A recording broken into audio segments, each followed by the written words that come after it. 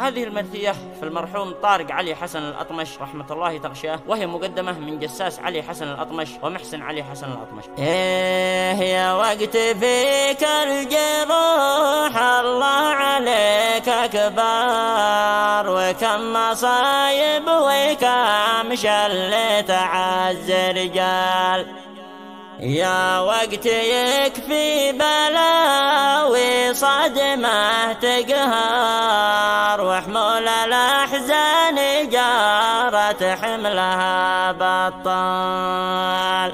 يا وقت فيك الجروح الله عليك أكبر، وكم مصايب وكم شلت عز رجال. يا وقت يكفي بلاوي صدمة تقهر، وحمول الأحزان جارت حملها بطال. أحداث منها صدور الناس تتدمر، وعلوم منها لها بشيب الأطفال. معلوم الأعيان لو تبكي ولو تسهر، فقدان الأطمش خسارة والقبول. حصريا على قناة أبو محمد البحري، إنتاج وتوزيع الفيلم.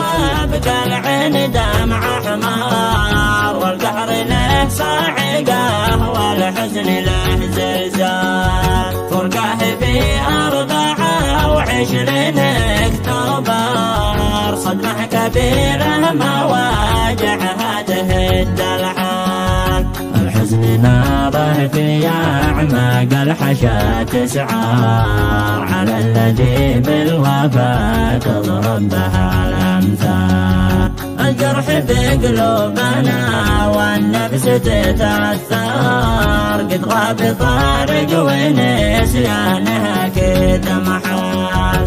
كذا الوجع مثل ما البركان يتفجر، عليك يا عز غايب عننا رحال. رب ارحمه واسكنه في جنتك يغفر، يا خير من يرتجى يا عالم الأحوال.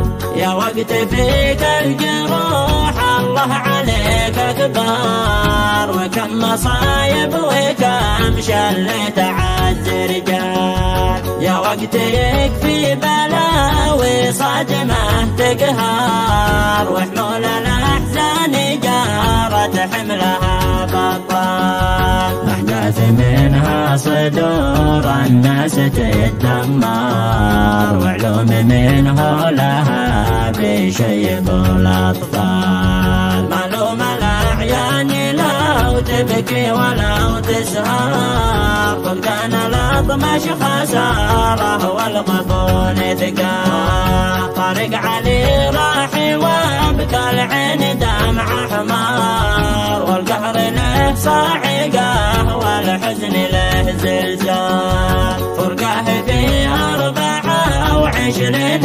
أكتوبر، صدمة كبيرة مواجعها تهد الحال. الحزن ناره في أعماق الحشا تسعار، على الذي بالوفاة تضرب بها الأمثال.